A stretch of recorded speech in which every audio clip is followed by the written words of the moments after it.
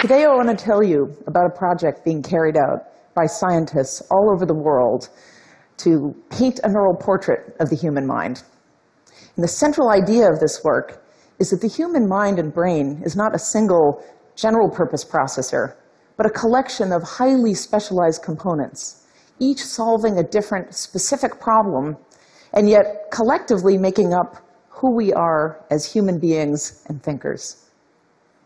To give you a feel for this idea, imagine the following scenario. You walk into your child's daycare center. As usual, there's a dozen kids there waiting to get picked up.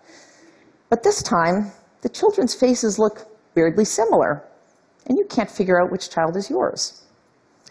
Do you need new glasses? Are you losing your mind? You run through a quick mental checklist. No, you seem to be thinking clearly, and your vision's perfectly sharp, and everything looks normal, except the children's faces. You can see the faces, but they don't look distinctive, and none of them looks familiar. And it's only by spotting an orange hair ribbon that you find your daughter.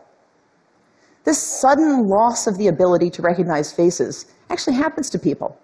It's called prosopagnosia, and it results from damage to a particular part of the brain. The striking thing about it is that only face recognition is impaired. Everything else is just fine. So prosopagnosia is one of many surprisingly specific mental deficits that can happen after brain damage. These syndromes collectively have suggested for a long time that the mind is divvied up into distinct components. But the effort to discover those components has jumped to warp speed with the invention of brain imaging technology, especially MRI. So MRI enables you to see internal anatomy at high resolution. So I'm going to show you in a second a set of MRI cross-sectional images through a familiar object. We're going to fly through them, and you're going to try to figure out what the object is. Here we go. It's not that easy. It's an artichoke. Okay, let's try another one. Starting from the bottom, going through the top. Broccoli. It's a head of broccoli. Isn't it beautiful? I love that. Okay, here's another one. It's a brain, of course. In fact, it's my brain. We're going through slices through my head like that. That's my nose over on the right, and now we're going over here. Right there. So this picture's nice, if I do say so myself. But it shows only anatomy. The really cool advance with functional imaging happened when scientists figured out how to make pictures that show not just anatomy, but activity. That is, where neurons are firing. So here's how this works. Brains are like muscles. When they get active, they need increased blood flow to supply that activity. And lucky for us, blood flow control to the brain is local. So if a bunch of neurons, say right there, get active and start firing, then blood flow increases just right there. So functional MRI picks up on that blood flow increase, producing a higher MRI response where neural activity goes up. So to give you a concrete feel for how a functional MRI experiment goes and what you can learn from it and what you can't, let me describe one of the first studies I ever did. We wanted to know if there was a special part of the brain for recognizing faces. And there was already reason to think there might be such a thing based on this phenomenon of prosopagnosia that I described a moment ago. But nobody had ever seen that part of the brain in a normal person. So we set out to look for it. So I was the first subject. I went into the scanner, I lay on my back, I held my head as still as I could while staring at pictures of faces like these, and objects like these, and faces and objects for hours. So as somebody who has pretty close to the world record of total number of hours spent inside an MRI scanner, I can tell you that one of the skills that's really important for MRI research is bladder control. So when I got out of the scanner, I did a quick analysis of the data, looking for any parts of my brain that produced a higher response when I was looking at faces than when I was looking at objects. And here's what I saw. Now, this image looks just awful by today's standards, but at the time, I thought it was beautiful. What it shows is that region right there, that little blob, it's about the size of an olive, and it's on the bottom surface of my brain, about an inch straight in from right there. Okay? And what that part of my brain is doing is producing a higher MRI response, that is higher neural activity, when I was looking at faces than when I was looking at objects. So that's pretty cool. But how do we know this isn't a fluke? Well, the easiest way is to just do the experiment again. So I got back in the scanner, I looked at more faces, and I looked at more objects, and I got a similar blob. And then I did it again, and I did it again, and again, and again, and around about then, I decided to believe it was for real. But still, maybe this is something weird about my brain, and no one else has one of these things in there. So to find out, we scanned a bunch of other people and found that pretty much everyone has that little face processing region in a similar neighborhood of the brain. So the next question was, what does this thing really do? Is it really specialized just for face recognition? Well, maybe not, right? Maybe it responds not only to faces, but to any body part. Maybe it responds to anything human, or anything alive, or anything round. The only way to be really sure that that region is specialized for face recognition is to rule out all of those hypotheses. So we spent much of the next couple of years scanning subjects while they looked at lots of different kinds of images. And we showed that that part of the brain responds strongly when you look at any images that are faces of any kind. And it responds much less strongly to any image you show that isn't a face, like some of these. So have we finally nailed the case that this region is necessary for face recognition? No, we haven't. Brain imaging can never tell you if a region is necessary for anything. All you can do with brain imaging is watch regions turn on and off as people think different thoughts. To tell if a part of the brain is necessary for a mental function, you need to mess with it and see what happens. And normally, we don't get to do that. But an amazing opportunity came about very recently when a couple of colleagues of mine tested this man who has epilepsy and who's shown here in his hospital bed where he's just had electrodes placed on the surface of his brain to identify the source of his seizures. So it turned out by total chance that 2 of the electrodes happened to be right on top of his face area. So with the patient's consent, the doctors asked him what happened when they electrically stimulated that part of his brain. Now, the patient doesn't know where those electrodes are, and he's never heard of the face area. So let's watch what happens. It's going to start with a control condition that will say sham, nearly invisibly, in red in the lower left, when no current is delivered. And you'll hear the neurologist speaking to the patient first. So let's watch. Okay, just look at my face and tell me what happens when I do this, all right? Okay. 1, 2, 3. Nothing. Nothing? Okay. I'm going to do it one more time. Look at my face. 1, 2, 3. You just turned into somebody else. Tell me Your about face metamorphosed. Your nose got saggy, you went to the left. You almost looked like somebody I'd seen before, but somebody different. That was a trip. So this experiment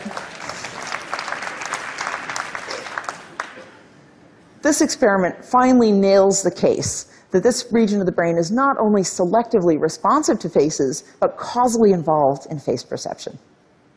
So I went through all of these details about the face region to show you what it takes to really establish that a part of the brain is selectively involved in a specific mental process. Next, I'll go through much more quickly some of the other specialized regions of the brain that we and others have found. So to do this, I've spent a lot of time in the scanner over the last month, so I can show you these things in my brain. So let's get started. Here's my right hemisphere. So we're oriented like that. You're looking at my head this way. Imagine taking the skull off and looking at the surface of the brain like that. Okay, now as you can see, the surface of the brain is all folded up. So that's not good. Stuff could be hidden in there. We want to see the whole thing. So let's inflate it so we can see the whole thing. Next, let's find that face area I've been talking about that responds to images like these. To see that, let's turn the brain around and look on the inside surface on the bottom. And there it is. That's my face area. Just to the right of that is another region that is shown in purple that responds when you process color information. And near those regions are other regions that are involved in perceiving places. Like right now, I'm seeing this layout of space around me, and these regions in green right there are really active. And there's another one out on the outside surface again, where there's a couple more face regions as well. Also in this vicinity is a region that's selectively involved in processing visual motion, like these moving dots here. And that's in yellow at the bottom of the brain. And near that is a region that responds when you look at images of bodies and body parts, like these. And that region is shown in lime green at the bottom of the brain. Now, all of these regions I've shown you so far are involved in specific aspects of visual perception. Do we also have specialized brain regions for other senses, like hearing? Yes, we do. So if we turn the brain around a little bit, here's a region in dark blue that we reported just a couple of months ago. And this region responds strongly when you hear sounds with pitch, like these.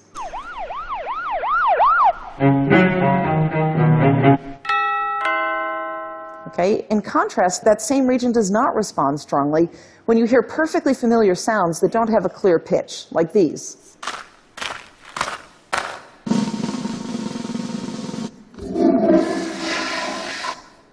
Okay. Next to the pitch region is another set of regions that are selectively responsive when you hear the sounds of speech. Okay, now let's look at these same regions.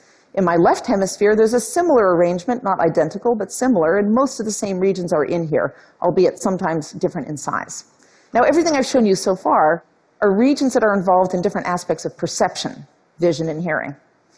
Do we also have specialized brain regions for really fancy, complicated mental processes? Yes, we do. So here in pink are my language regions. So it's been known for a very long time that that general vicinity of the brain is involved in processing language. But we showed very recently that these pink regions respond extremely selectively. They respond when you understand the meaning of a sentence, but not when you do other complex mental things, like mental arithmetic, or holding information in memory, or appreciating the complex structure in a piece of music. The most amazing region that's been found yet is this one right here in turquoise. This region responds when you think about what another person is thinking. So that may seem crazy, but actually, we humans do this all the time. You're doing this when you realize that your partner is going to be worried if you don't call home to say you're running late. I'm doing this with that region of my brain right now when I realize that you guys are probably now wondering about all that gray, uncharted territory in the brain, and what's up with that? Well, I'm wondering about that too, and we're running a bunch of experiments in my lab right now to try to find a number of other possible specializations in the brain for other very specific mental functions. But importantly, I don't think we have specializations in the brain for every important mental function, even mental functions that may be critical for survival. In fact, a few years ago, there was a scientist in my lab who became quite convinced that he'd found a brain region for detecting food, and it responded really strongly in the scanner when people looked at images like this. And further, he found a similar response in more or less the same location in 10 out of 12 subjects. So he was pretty stoked, and he was running around the lab telling everyone that he was going to go on Oprah with his big discovery. But then he devised the critical test. He showed subjects images of food like this and compared them to images with very similar color and shape, but that weren't food, like these. And his region responded the same to both sets of images. So it wasn't a food area. It was just a region that liked colors and shapes. So much for Oprah. But then the question, of course, is how do we process all this other stuff that we don't have specialized brain regions for?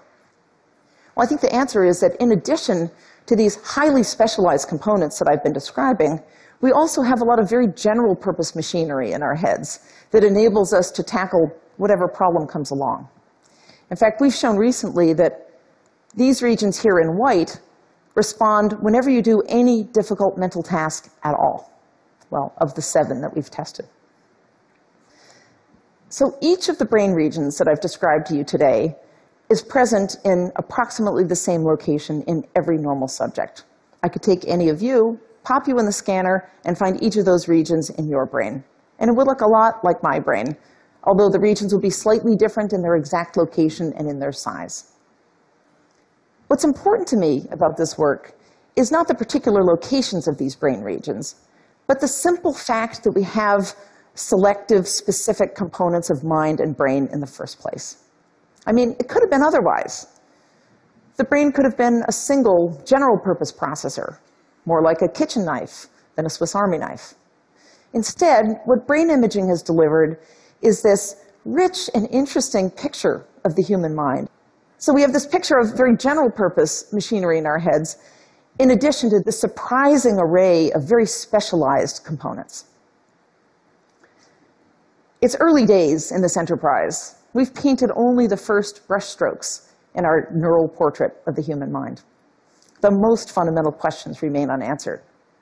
So, for example, what does each of these regions do exactly? Why do we need 3 face areas and 3 place areas? And what's the division of labor between them? Second, how are all these things connected in the brain? With diffusion imaging, you can trace bundles of neurons that connect to different parts of the brain. And with this method shown here, you can trace the connections of individual neurons in the brain, potentially someday giving us a wiring diagram of the entire human brain. Third, how does all of this very systematic structure get built, both over development in childhood and over the evolution of our species? To address questions like that, scientists are now scanning other species of animals, and they're also scanning human infants. Many people justify the high cost of neuroscience research by pointing out that it may help us someday to treat brain disorders like Alzheimer's and autism. That's a hugely important goal, and I'd be thrilled if any of my work contributed to it. But fixing things that are broken in the world is not the only thing that's worth doing. The effort to understand the human mind and brain is worthwhile, even if it never led to the treatment of a single disease. What could be more thrilling than to understand the fundamental mechanisms that underlie human experience? To understand, in essence, who we are. This is, I think, the greatest scientific quest of all time.